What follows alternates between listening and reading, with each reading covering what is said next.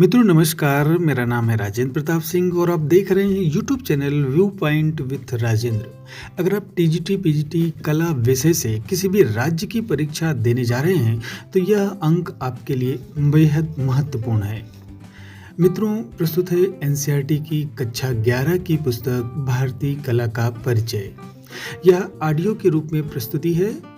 NCERT की किताबें KVS, NVS और DSSB की टीजीटी कला की परीक्षा के लिए बेहद महत्वपूर्ण है। साथ ही अन्य राज्यों की कला की परीक्षाओं के लिए भी यह महत्वपूर्ण है।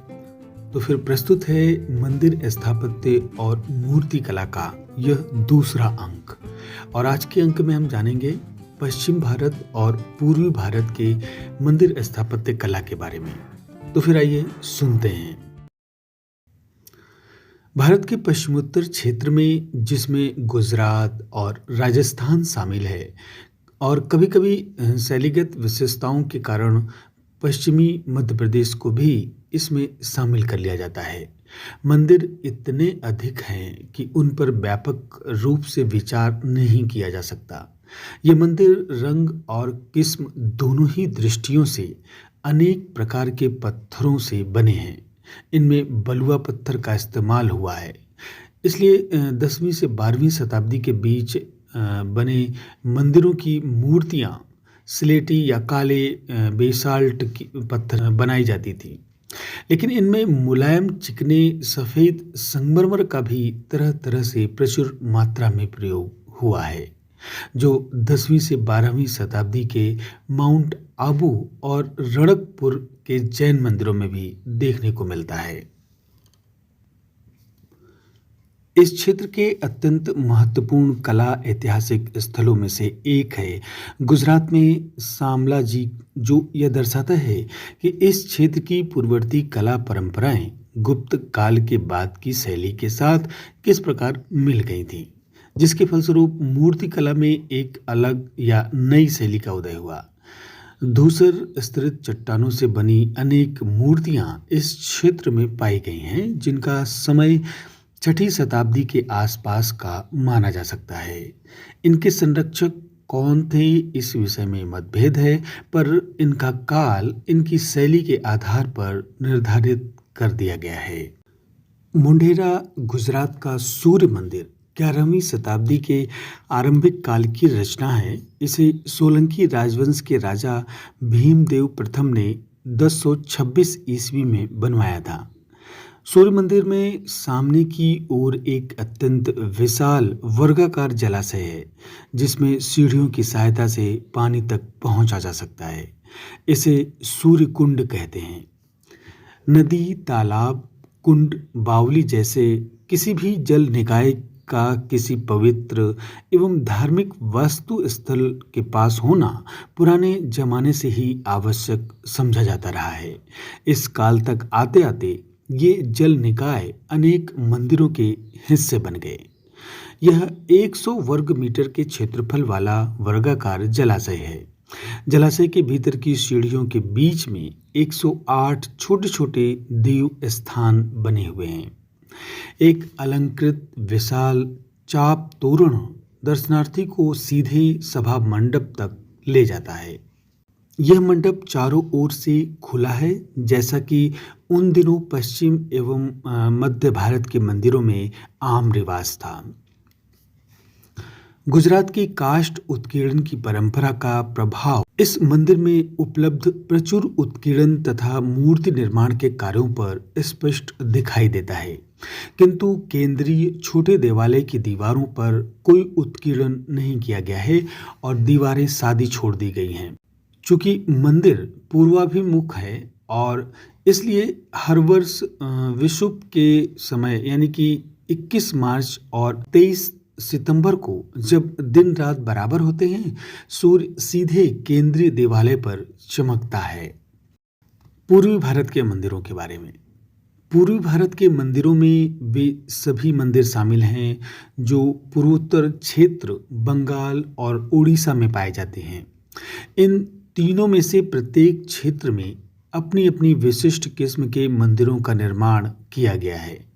पूर्वोत्तर क्षेत्र और बंगाल के वास्तुशिल्प के इतिहास का अध्ययन करना कठिन हो गया है, क्योंकि उन क्षेत्रों में निर्मित अनेक प्राचीन मंदिरों के भवनों का नवीनीकरण कर दिया गया है और उन स्थलों पर इस समय मंदिरों का जो रूप बचा हुआ है वह परवर्ती काल में ईंट और कंक्रीट का बना हुआ था, जिससे उनका मूल रूप ढक गया है।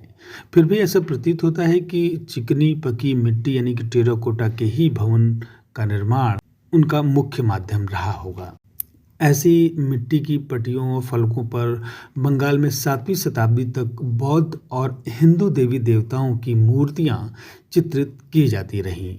असम और बंगाल में भी बड़ी संख्या में प्रतिमाएं पाई गई हैं, जिनमें से उन क्षेत्रों में कुछ महत्वपूर्ण क्षेत्रीय शैलियों के विकास का पता चलता है। असम यानी कि तेजपुर के पास डापवर्दिया में एक पुराना 6वीं शताब्दी में बना दरवाजे का ढांचा मिला है और तिनसुकिया के पास स्थित रंगागोरा चाय बागान से तरह तरह की कुछ प्रतिमाएं मिली हैं, जिनसे इस क्षेत्र में गुप्तकालीन शैली के तो आगमन का पता चलता है। यह गुप्तोत्तर कालीन शैली इस क्षेत्र में 10वीं शताब्दी तक बराबर जारी रही, किंतु 12वीं से 14वीं शताब्दी के बीच असम में एक अलग क्षेत्रीय शैली विकसित हो गई।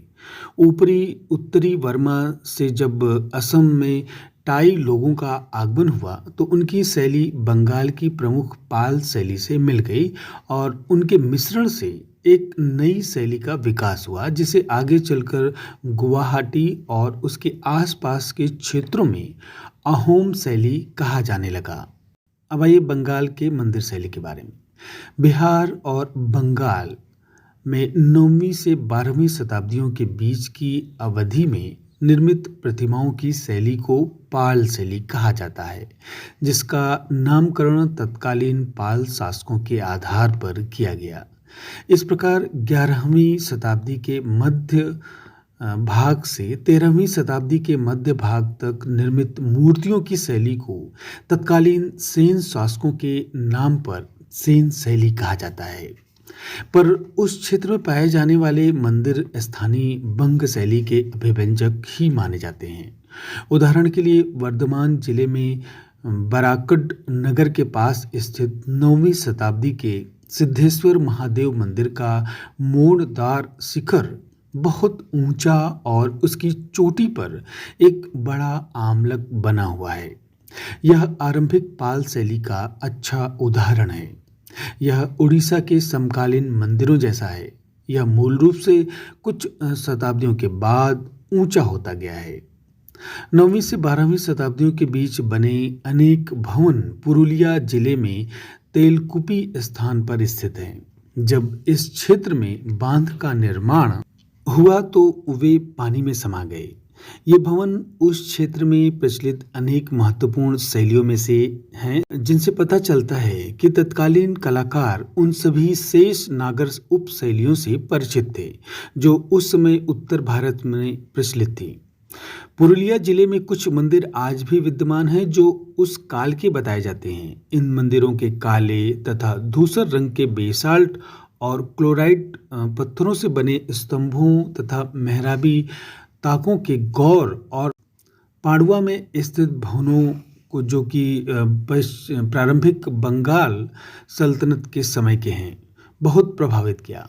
इसी प्रकार बंगाल की अनेक स्थानीय भवन निर्माण की परंपराओं में भी उस क्षेत्र की मंदिर शैली को प्रभावित किया।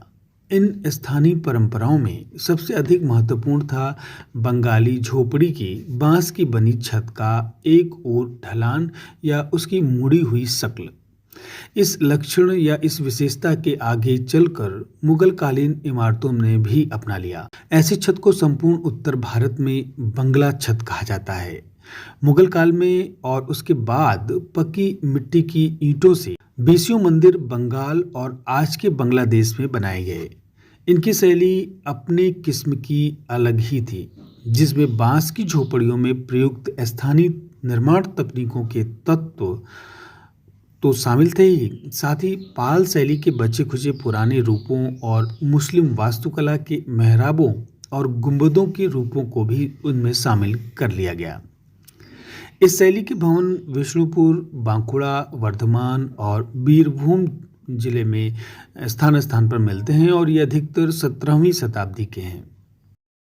उड़ीसा की वास्तुकला की मुख्य विशेषताओं को 3 वर्गों में विभाजित किया जाता है, अर्थात रेखापीठ, ढाट केव और खाखरा।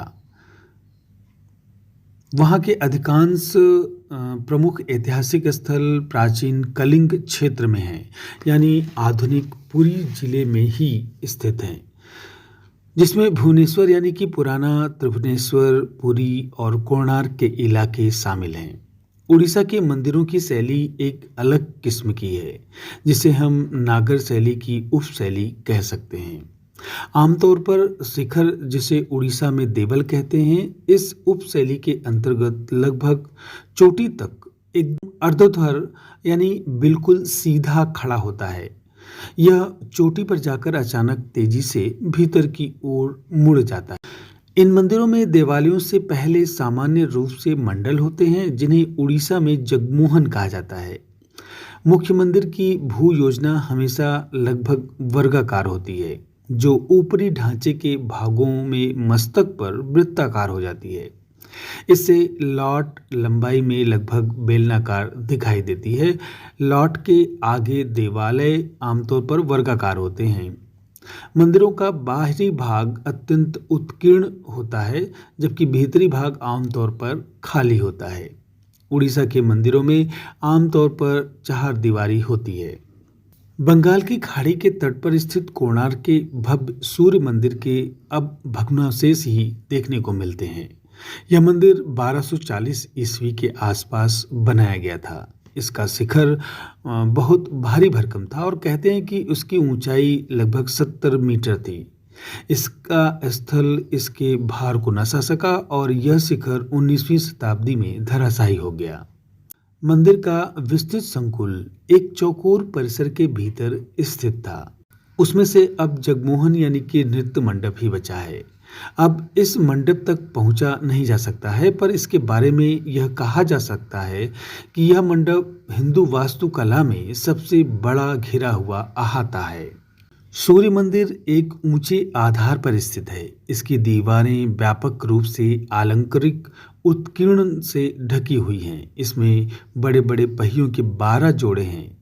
पहियों में आरे और नाभि केंद्र हैं, जो सूर्य देव की पौराणिक कथा का स्मरण कराते हैं, जिसके अनुसार सूर्य 7 घोड़ों के द्वारा खींचे जा रहे रथ पर सवार हैं। यह सब प्रवेश द्वार के सीढ़ियों पर उकेरा हुआ है। इस प्रकार यह संपूर्ण मंदिर किसी शोभा यात्रा में खींचे जा रहे विशाल रथ जैसा प्रतीत होता है। मंदिर की दक्षिणी दीवार पर सूर्य की एक विशाल प्रतिमा है, जो हरे पत्थर की बनी हुई है। ऐसा कहा जाता है कि पहले ऐसी 3 आकृतियां थीं। उनमें से हर एक आकृति एक अलग किस्म के पत्थर पर बनी हुई, अलग अलग दिशा की ओर अभिमुख थी। चौथी दीवार पर मंदिर के भीतर जाने का दरवाजा बना हुआ था, जहां से सूर्य की वास्तविक किरणें गर्भगृह में प्रवेश करती थी। अब आइए पहाड़ी क्षेत्र की मंदिर कला के बारे में जानते हैं।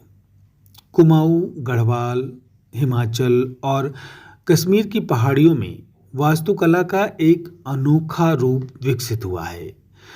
चूंकि कश्मीर का क्षेत्र गांधार कला के प्रमुख स्थलों जैसे कि तक्षशिला, पेशावर और पश्चिमोत्तर सीमा प्रांत के पास था, इसलिए 5वीं शताब्दी तक आते आते कश्मीर की कला पर गांधार शैली का प्रबल प्रभाव दिखाई देने लगा। दूसरी ओर उसमें गुप्तकालीन और गुप्तोत्तरकालीन परंपराएं भी जुड़ने लगीं, जो सारनाथ और मथुरा से यहाँ तक कि गुजरात और बंगाल के केंद्रों से भी वहाँ तक पहुँची। ब्राह्मण, पंडित और बौद्ध भिक्षुक कश्मीर, गढ़वाल, कुमाऊं और मैदानी क्षेत्र के धार्मिक केंद्रों जैसे कि बनारस, नालंदा और दक्षिण में कांचीपुरम तक के केंद्रों के बीच अक्सर यात्रा करते रहते थे। फलस्वरूप बौद्ध और हिंदू परंपराएं आपस में मिलने लगी और फिर पहाड़ी इलाकों तक फैल गईं। स्वयं पहाड़ी क्षेत्रों की भी अपनी एक अलग परंपरा थी, जिसके अंतर्गत लकड़ी के मकान बनाए जाते थे, जिनकी छतें ढलवा होती थी। इसलिए पहाड़ी क्षेत्रों में अनेक स्थानों पर हम देखेंगे कि मुख्य गर्भगृह और शिखर तो रेखा प्रसाद शैली में बने होते हैं, जबकि मंडप काष्ठ वास्तु के एक पुराने रूप में होता है। कभी-कभी मंदिर स्वयं पैगोडा या स्तूप की सूरत ले लेता है। कश्मीर का कारकोटा काल वास्तुकला की दृष्टि से अत्यधिक उल्लेखनीय है। उन्होंने बहुत से मंदिर बनवाए, जिनमें से पांडे थान में निर्मित मंदिर सबसे अधिक महत्वपूर्ण है। ये मंदिर 8वीं और 9वीं शताब्दी में बनाए गए थे। देवालय के पास जलाशय होने की परंपरा का पालन करते हुए पंडेरनाथ का मंदिर जलाशय के बीच में बनी एक वेदी पर निर्मित है। वैसे तो कश्मीर में बौद्ध और हिंदू दोनों धर्मों के अनुयायियों के होने के साक्ष्य मिलते हैं, पर यह मंदिर एक हिंदू देवस्थान है और संभवतः शिव को समर्पित है। इस मंदिर की वास्तुकला कश्मीर की वर्षों पुरानी परंपरा के अनुरूप है, जिसके अंतर्गत लकड़ी की इमारतें बनाई जाती थी। कश्मीर की बर्फीली परिस्थितियों के कारण छत चोटीदार होती है और उसका ढाल बाहर की ओर होता है, जिससे कि हिमपात का मुकाबला किया जा सके। यह मंदिर बहुत ही कम अलंकृत और गुप्तोत्तर काल की उत्कीर्णन की सौंदर्य शैली से बहुत हटकर है। हाथियों की कतार का बना आधार तल और द्वार पर बने अलंकरण ही इस मंदिर की सजावट है। सामलाजी में मिली प्रतिमाओं की तरह चंबा में मिली प्रतिमाओं में भी स्थानीय परंपराओं का गुप्तोत्तर शैली के साथ संगम दिखाई देता है। लक्षणा देवी मंदिर में स्थापित महिषासुरमर्दिनी और नरसिंह की प्रतिमाओं में गुप्तोत्तरकालीन परंपरा का प्रभाव दिखाई देता है। दोनों प्रतिमाओं में यह स्पष्ट दिखाई देता है कि एक ओर जहां कश्मीर की धातु प्रतिमा परंपरा का पालन किया गया है, वहीं दूसरी ओर मूर्तियों में गुप्तोत्तरकालीन सौंदर्य शैली का भी पूरा ध्यान रखा गया है। प्रतिमाओं का पीलापन संभवतः जस्ते और तांबे के मिश्रण का प्रभाव है। उन दिनों कश्मीर में उन दोनों धातुओं का खूब प्रयोग होता था। इस मंदिर में एक शिलालेख है जिसमें यह कहा गया है कि यह मंदिर राजा मेरुवर्मन के शासन काल में 7वीं शताब्दी में बनाया गया था।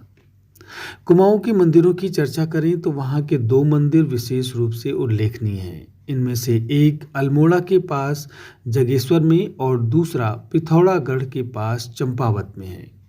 ये दोनों मंदिर इस क्षेत्र में नागर वास्तुकला के उत्कृष्ट उदाहरण हैं। तो फिर आज बस इतना ही। अगले वीडियो में हम जानेंगे इसका तीसरा भाग और उसमें जानेंगे दक्षिण भारत की मंदिर शैली के बारे में। तो फिर वीडियो को पूरा सुनने के लिए बहुत बहुत धन्यवाद।